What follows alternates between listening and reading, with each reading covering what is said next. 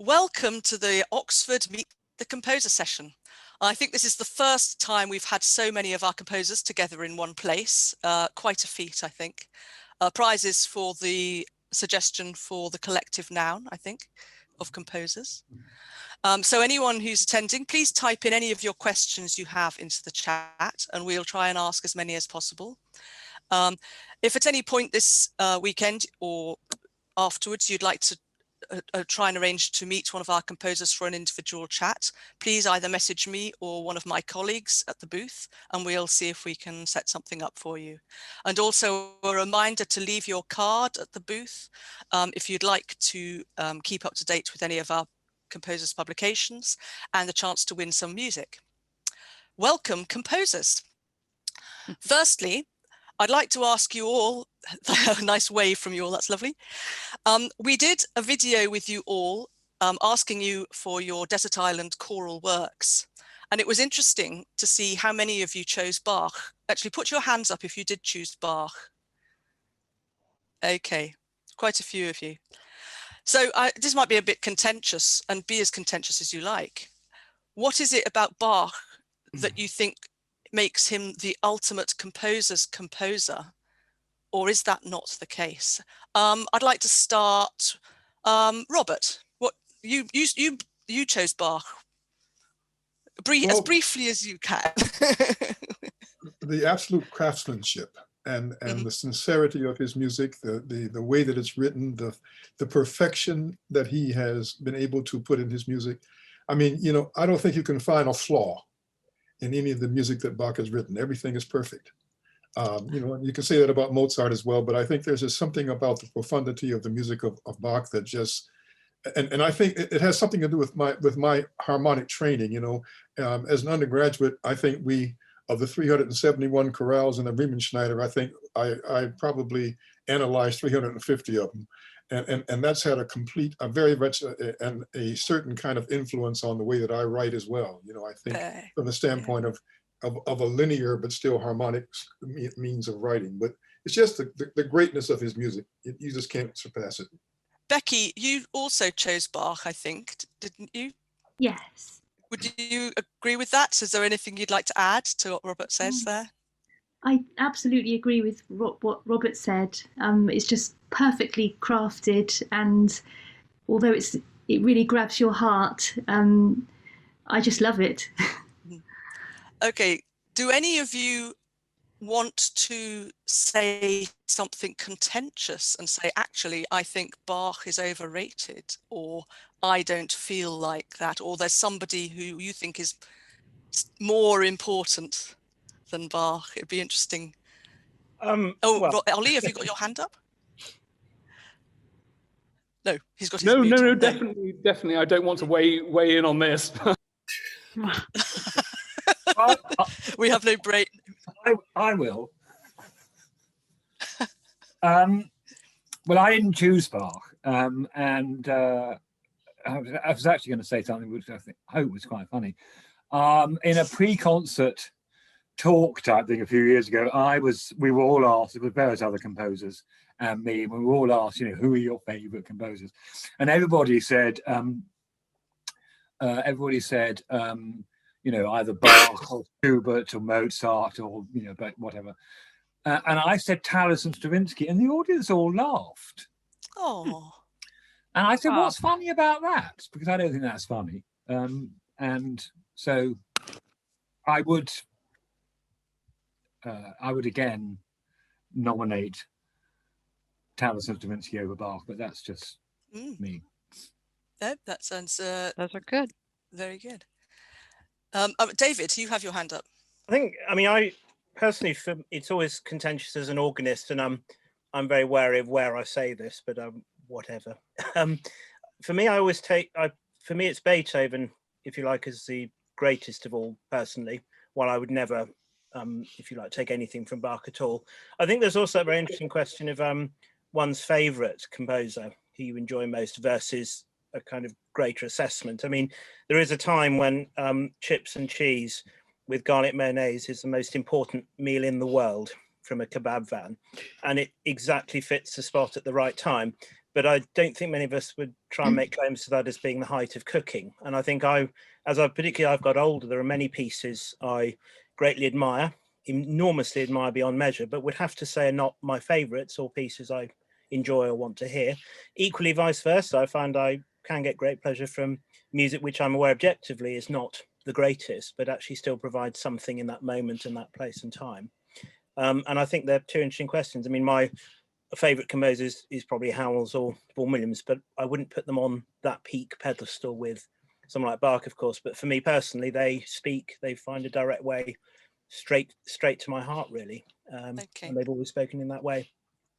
Okay, moving on then, slightly different then, thinking possibly more about your cheese and chips here. We asked you all about your choral piece you'd take on a desert island, but what non-classical piece of any type would you take, or what have you been listening to? What's your favorite go-to non-classical choral music to go to? And let's start with Ian. I didn't know you were going to drop in the word choral suddenly at the last minute then, because as soon as... No, it doesn't have to be choral, non-choral. As soon as you said my go-to non-classical piece, I always think of John Lennon's Imagine.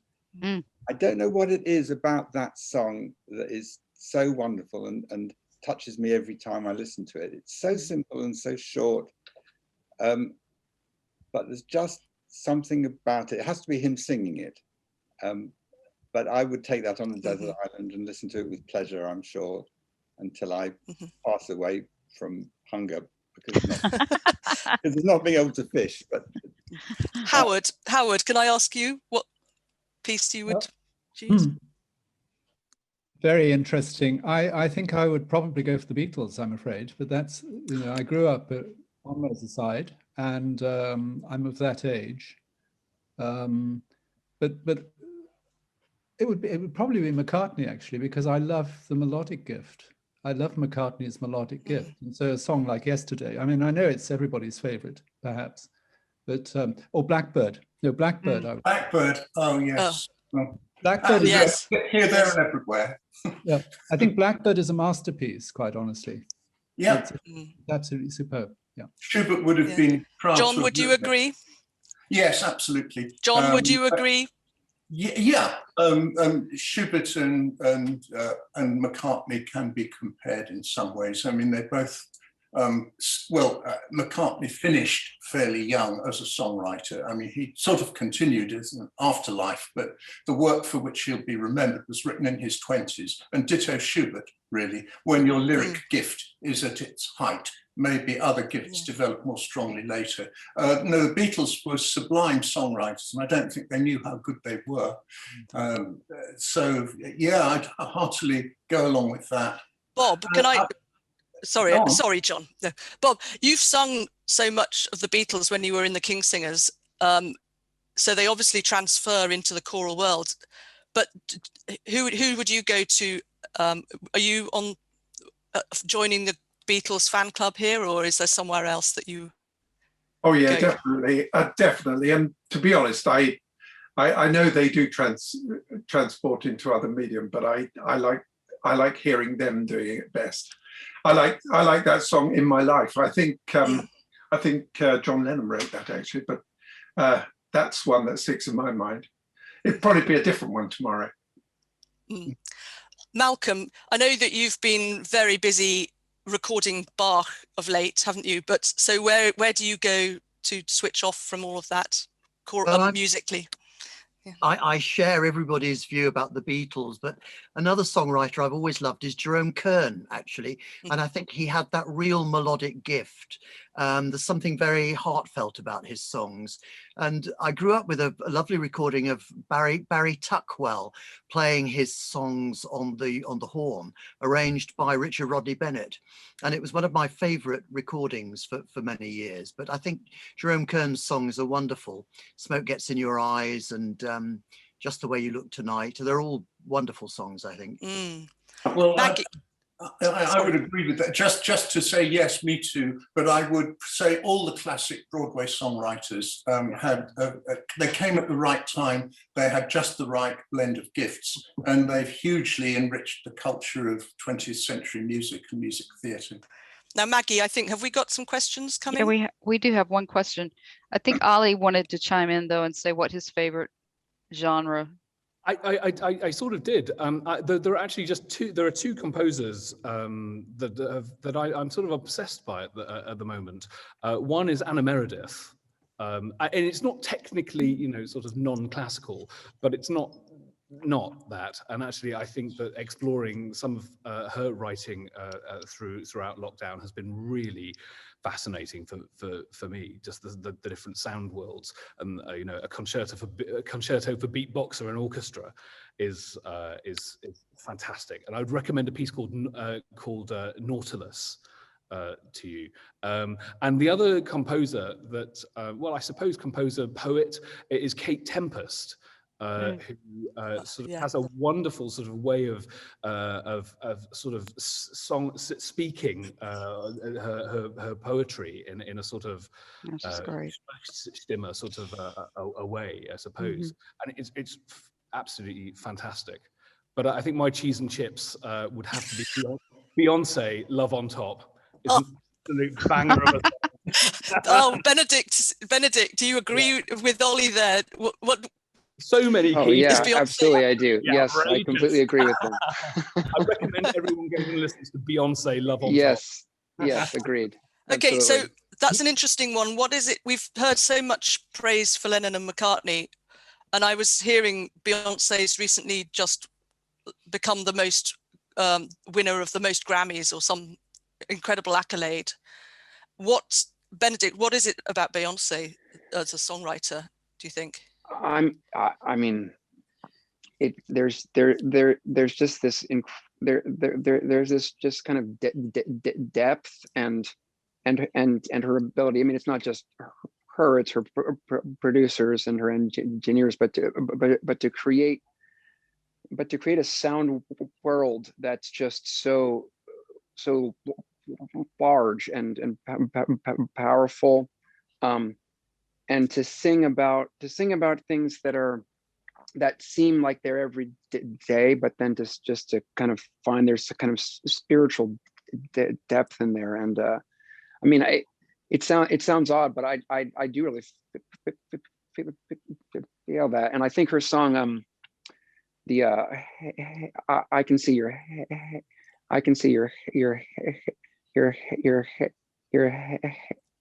well, I have a daughter, so rather than spending the entire meeting trying to say that one word, I'll just say HALO. But the song. I mean, that's also a beautiful song. I listen to that over and over again. Fantastic, lovely. I have some questions. So, yeah, Mag. I think quick. If David or Malcolm can be very brief. Go. Briefly. It's just very quickly. I remember reading. It was actually Stephen Fry talking about the difference between pop music and classical music, and I think it's one of those. Both terms are unhelpful, and it's in some ways hard to define. But one of the things I did love, there's something about pop music that is very, very tied to a time in your life, and I remember a review of an Oasis album once, and Oasis are my kind of youth, and it was put so well. To hear Oasis is to be 17 in a brand new shirt and getting served at a pub before being asked for ID. And there's something about that is you're immediately there in a way that, it just puts you in a place and time. And I think that's one of its great powers, which is a wonderful thing. Great. Maggie, over to you. Okay. Do any of our, can composing be taught, or is it basically a gift? Okay, this actually, it leads to something else that I was thinking about, and this was came out of a conversation I had with one of you. So leading on from this, can composing be taught, or is it a gift? And I know quite a few of you either do teach or mentor or do masterclasses in composition. And are there some sort of deadly sins of choral writing which you have to correct time and again with any of your students? James, we haven't heard from you. Do you have any thoughts on this? First of all, Hello. can it be taught? Hi. I think it's both. I think it's a combination of gift and things that you can learn. You can certainly learn composition, and you can also teach aspects of it. I think very clearly you can teach techniques, but in particular, it's about teaching how to write music down. I think notation of music can be taught, and I find that the thing that I find most often is that people don't realize that their music is going to sound the way it does if they write it like this, as opposed to if they write it like that, it'll sound different. And our imprecise and inexact notational system is something you have to grapple with. And that is often, just simply putting dynamics and phrasing in the right time and all that kind of stuff. So yeah, I think it's a combination of both. Cecilia, what do you have any more thoughts on this? Well, I do think that that it is a gift, but I also think that one can learn an enormous amount from past examples. And what was being said earlier about how many people love Bach, and the fact that we do write a lot of Bach chorales. All these things, I think, seep into the way in which we write. So I think that it's always important to go back to the past and bring that forward. I also think teaching composition generally, whether it's choral music or not, is quite a sensitive thing. There are many things that are very clear cut that you can do, but I think a lot of it is about suggestion and about suggesting possibilities. And I think sometimes when you're teaching young people, there's a feeling of they know the answer, they've got it right, this is the way it is. So it's a sort of delicate business of showing other ways of doing things. So yeah, I think it's a sort of mixture of everything. Mm-hmm. Let's hear from Will. Will, what's your thoughts on this? You need to unmute, my love.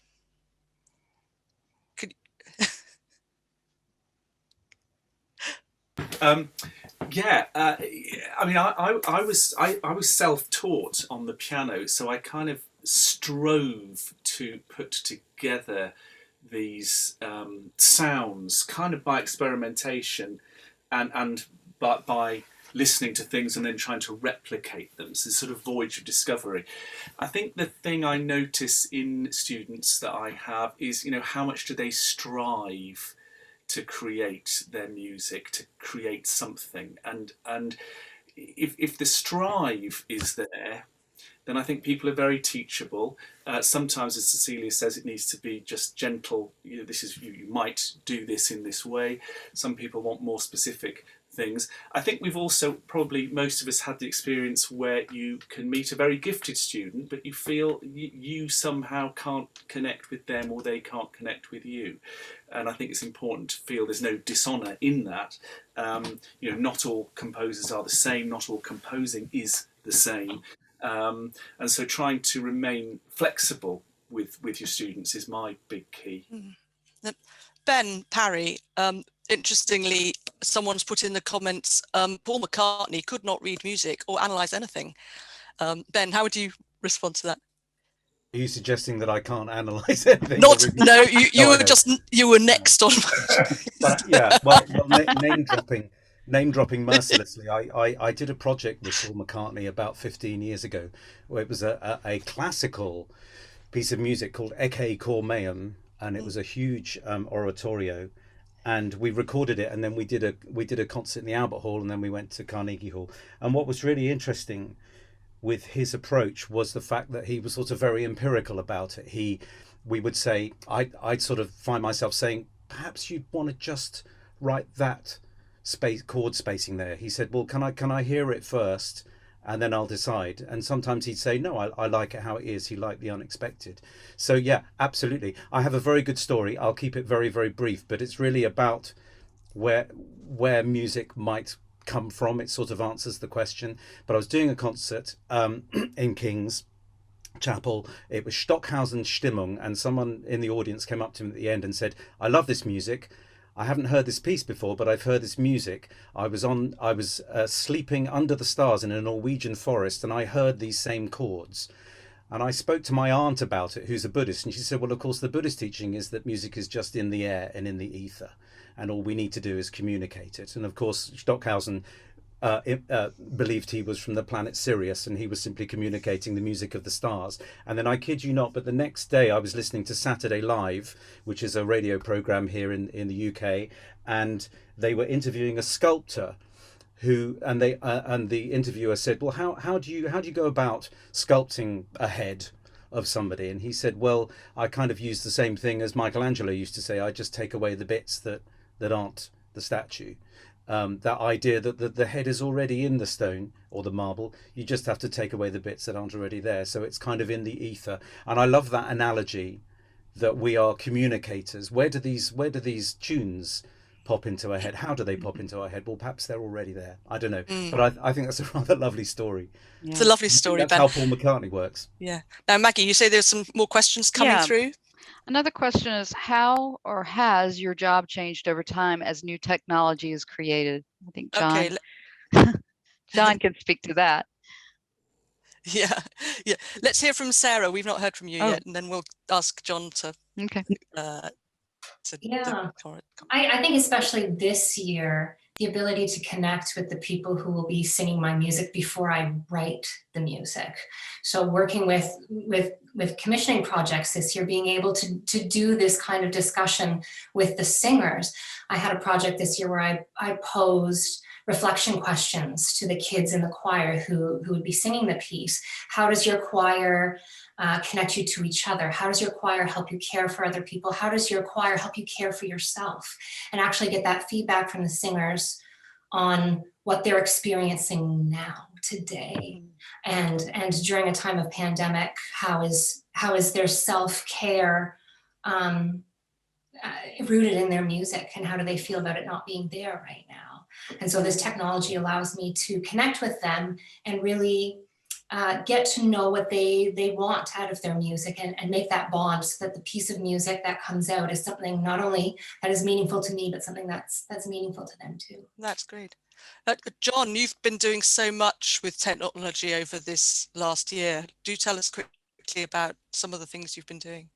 Well, I've been involved in developing a choral app to just help people learn their voice parts in a choir. That was a slightly new departure. I mean, there have been things like that for some years, of course, but this is one of the first where I used real live singers. And so that was a new thing. Generally, my job hasn't really changed. I mean, you still are trying to make something out of nothing. You start with a blank page and you hope to end up with a filled up page. And I just really hope that Saint Cecilia will occasionally drop by and sprinkle a bit of fairy dust. I can certainly think of some of my pieces where unfortunately she was busy with some other composers at the time. But no, it's still the same job. Start with empty page and end up with something. You're capturing something that's in your head. You're perhaps spurred on by a deadline, or an idea just comes from somewhere. Every composer, and put your hand up if you have ever been asked some variant of the question, where do you get your ideas from? Exactly. And put your hand up if you know the answer. Exactly. I don't know. Oh, well, with that in mind, let's hear from Michael. We haven't heard from you yet. I've completely forgotten what the question is now. Well, we were talking about how has your job changed over time? Technology. Have new technology's been created, and how you've been dealing with it this year, etc. I mean, when I'm composing, I still write everything by hand, pencil and paper. I like the sort of tactile thing and scrubbing things out and writing things in different bits of the piece of paper. I think I don't really use the computer until nearly the very end, actually. Although this year it's been really handy having the computer, because you can then export all the files to send off to all these lovely virtual choirs that have been put together. So the technology's been good for that, but actually as a composer I don't really use it until the very last stage, actually. Alan, let's hear. Sorry, Priscilla, I probably should just have said that actually putting music on paper has hugely changed because of all the music notation software that's come along since the 1980s was very first. That has made a huge difference because we moved from the Middle Ages to the space age in one jump. And that doesn't actually affect the flow of ideas as far as I'm concerned. But for people who work in medium music, where very often you don't even need ever to put it on paper, it probably has made a big, big difference. Yeah. Alan, let's hear from you. Do you find that, Alan? Yeah, I still work with pencil and paper to start with, but I do find nowadays that being able to stick it on the computer and do final editing is really helpful because you actually probably take more care over the final product than one might have done if one had to simply write out a fair copy. I think this year, the pandemic and everything obviously has affected the way we all work. And for me, it's been really effective to be able to try things out, try new pieces out with singers on a virtual basis, you know, where everybody just records their own part and then you stick it all together on the computer. And that's been a lot of fun and a good way of trying things out and see how they work. If you've got a few tame singers who don't mind singing into their iPhone for you, then that's really helpful. So that has changed things. But basically, I think I'd second what other people have said. The job is still the same. Finding the ideas in one's head is still the same. Maggie. Michael Hudson has a question. Having to produce content as a job, what do you do to remain creative in your compositional process, especially when there are deadlines for your creations? Okay, let's have Gabriel. How do you feel about working to deadlines? Do they focus the mind or do they create demons in your brain? As you know, Griselda, I'm not terribly good with but I think deadlines are good, actually. Yeah, I think they. I mean, in my case, they do kind of focus your brain. I think. Yeah. But I mean, in terms of actually, you know, if writing music is one's job, how does that affect it? I mean, I don't. If it's your job, it's your job. I think that's kind of, you know, I don't. That's. Yeah. But no, definitely deadlines are, I think, ultimately a good thing, even if I find them often rather traumatic to deal with.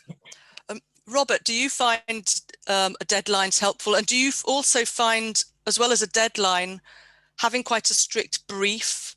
Do you find that having those sort of curtailments of what's required easier for your process? Deadlines to me have always been very, very significant because they allow me to channel my thoughts and energies. I've often thought that, I'm a procrastinator. In fact, I think that when I get around to it, I'm going to take procrastination to a new level.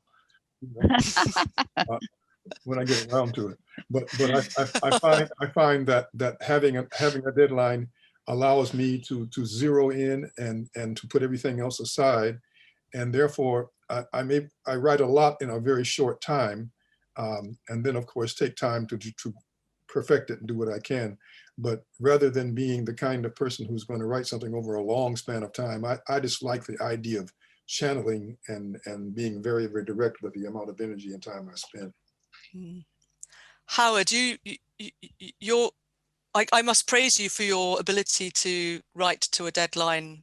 Does it get easier as you become more experienced, or is it always a looming threat for you? No, I like deadlines. I agree with Robert completely. I think it's good for the music, because I think if you have a deadline, then you're forced to be efficient, and the more efficient you are, the more powerful the music is. It's very simple. And I love the idea of developing the art of procrastination. You know, I'll be there not doing the Oxford Book of Procrastinators. I think we've got to start. It's simply because it's sometimes good to collect one's thoughts. I mean, it was Aaron Copland who said, before you start composing, compose yourself. So there's a good case for not acting sometimes. Yeah. So leading on from the idea of deadlines, this idea of having a brief, a strict sort of set of rules that are required by the commissioner. Cecilia, how do you feel about being presented with a very specific, whether it's a specific text or a specific theme or a specific instrumentation? Is that something that focuses your mind? Well, I think sometimes when you're given something really quite specific, it can be inspirational in its way, in that you have a boundary and you know there are certain things that you have to fulfill, whether it's finishing it on time. It's quite interesting conversation there, or just knowing what your parameters are. And I think that actually has a sort of freeing capacity. On the other hand, I have had situations where I have been presented with something quite specific and perhaps asked to have some leeway around it in discussion. And I do actually value the possibility of discussion and sharing ideas rather than something that is absolutely clear cut with no leeway to maneuver, really. So, but you know, I'm happy to do it anyway. So whatever. But Yeah. Becky, do you feel that it helps having that sort of a conversation with the commissioner rather than just being sort of given orders, if you like? Do you prefer that sort of conversation?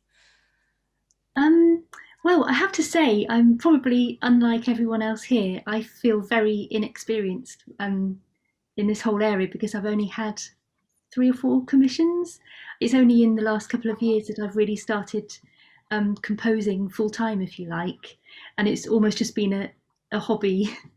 Well, teaching and other musical things have been in the forefront, so I've very little experience, but the experience I have had, I've really appreciated having a deadline, and I haven't had any discussion really with the commissioner. I think I'm just a little bit shy, and I sort of I've just done exactly what I've been asked to do and haven't really thought about discussing it too much. But I found it helpful to have a set of rules, if you like, and just going with it. Yeah. I think the good thing is the things I've been asked to do, I've been really inspired by the text. I think if I was asked to do something where I couldn't connect with the text, I think I might find that really difficult. Lovely. Malcolm, what are your thoughts on sort of writing to brief, deadline and so on? I find it's good to have parameters. It's very important to have parameters, but I quite like the parameters to be a little bit flexible, so that, for instance, it's nice to have perhaps a choice of 1 or 2 texts that fit the commission, or even given the opportunity to choose your own text, which also fits in with the particular parameters of the commissioners. I can remember one occasion when I was given a text to set, which I found not the most inspiring, and that's not always an easy thing to do. So it is lovely to have those, have that flexibility. Maggie, what other questions have we got coming through? The age-old question: do composers write for themselves or for their audience? Okay, let's try Bob. Bob, you can start this one off. That's a tricky question. Yeah. I think because it does sort of connect in a way with what people have just been talking about, because I think quite often when people ask you to write a piece, they want you to write a piece like they already know by you, and you might have kind of changed and you might have been thinking about other things. And so I think to a certain extent the composer does write for themselves, even though they're writing for other people. I think if you weren't, you wouldn't find your center. I would not be able to respond. I'm not very good at setting texts that people want me to text. I want to that want me to write. I want to write the ones that I want to write, because I find I can't otherwise often. So I think to a certain extent that there's a very big case for saying that you do it for yourself, actually.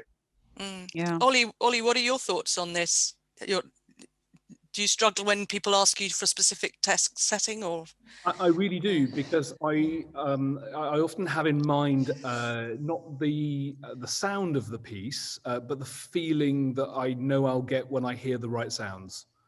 And I often go off in search of the text, which actually provokes that same sense when I read it. And then suddenly I kind of know that there's going to be a match.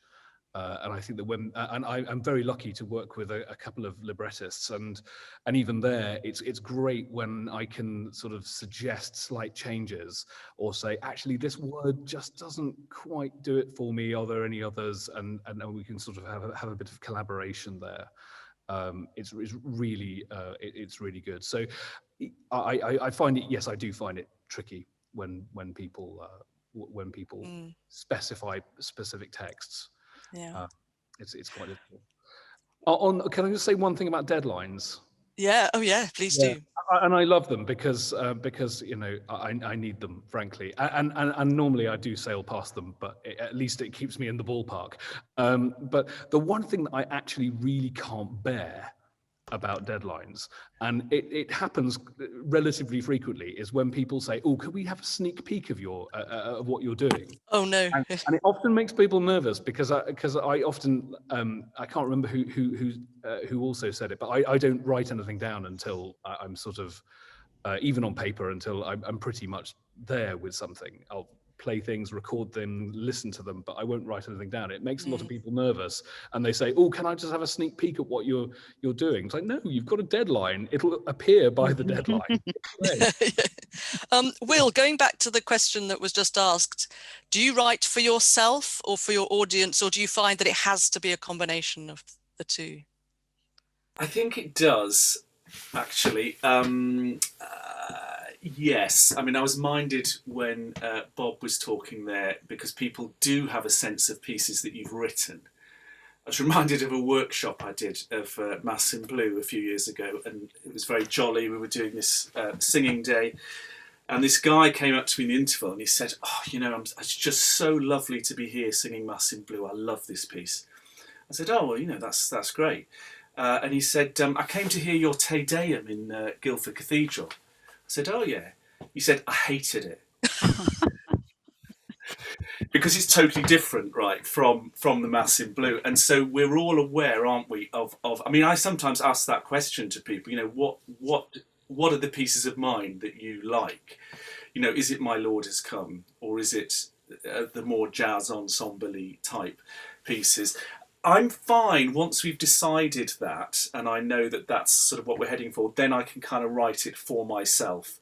But I have to know a little bit about what the expectation, in a sense, of what the audience is. I find I need to cut off from the idea of an audience and judgment once I'm actually writing, because it just becomes too negative.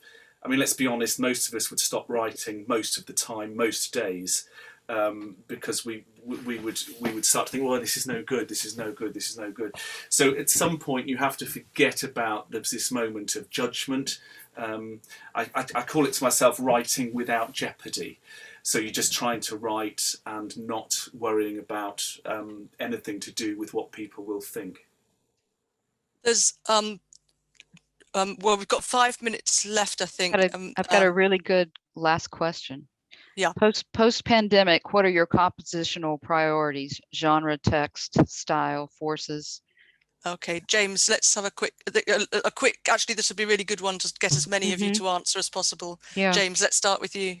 I think all of those as usual. To answer the previous question, which also answers this, I always try and think of myself in the audience at the first performance. So I'm kind of writing for the audience, but also myself as part of that. And I think I would post pandemic that bit won't change, I think. Okay, Ian, what are your thoughts? Yeah, your priorities now. Well, I seem to be because of everything we've been through, going just towards gentle music that kind of uplifts people, I've moved completely away from anything sort of aggressive and harsh. I just want to be soothed and comforted now. Michael, Are you on the smooth and gentle? Fairly, path? yeah. Although I've got this list of all these concerts that should have taken place last year that I never actually got around to writing the pieces for them. So now they're taking place. I've sort of got this huge list of work to get through, arrangements and original compositions and organ music and all sorts of things. So it's a big list to sort of plough my way through. Ben Parry. I think it's such an interesting question because I think we've had to adapt to so many new things given the last year, and I like everybody else don't really know how things are going to head in the next 6 months, year, 5 years, 10 years, 15. So I think we all collectively need to be as adaptable as we possibly can, and understand that things might be a different normal from what it was before. So I think that flexibility is just so important now. I mean, of course, I'd love to get back to writing a piece for a choir singing it in a room that I can hear and an audience can hear. But it may be that things are different now. So I think we all need to be flexible and adaptable. Sarah. I think one of the things I loved most about singing in choirs when I was younger is the ability to tell a story together with a group of people. And the more I talk to choirs these days, they're missing that communal telling of the same story together. And I think that's something I want to look towards in what music I'm writing in the next year is storytelling, bringing people together through what I write. Fantastic. Oh gosh, there's got so many people here. Howard. I think we need courage. I think we need courage. We need to be adventurous, but in a word, I'd say melody. John, would you agree with that? Sure. I mean, I think my plan is summed up in those 3 letters that Winston Churchill pioneered, KBO, and that will baffle our American friends, I think. What? Yes, you must. Do we all know what that stands for? I don't. Keep buggering on. Are you, David? It was his motto at the height of World War II. Oh. David, would you adhere to that motto? It's a good one, isn't it? Yeah. I mean, I suppose my major hope is that we've been flexible, we've done various things. I think that all the choral singers I know yearn to just be in a room with other people doing it for real. And I hope that many of the adaptations we've made in the last year or so are exactly that. They're a stopgap before we can actually be back in a room together with people. Oh. And just hearing a 4-part piece sung by a choir in one room of a normal sized choir, not standing meters apart. That's, I suppose, a mild ambition, but who would have ever thought a year ago that was an ambition to hear again? It is the moment, yeah. A wonderful sentiment to end with. Sadly, we could go on forever. We've come to the end of our time. Thank you all so much for your time, your thoughts, etc. I'm sure our attendees have all appreciated you spending your time to chat to everyone. And attendees, do leave your cards in our booth with the chance of winning some music, and get in touch with us if you have any questions about any of our composers or their music. Thank you very much, everybody. Thank you for putting this together. Yes. Yes. Great pleasure. Great pleasure. Bravo. Bye. Bye-bye. Be well, everybody. Bye. Bye. Bye.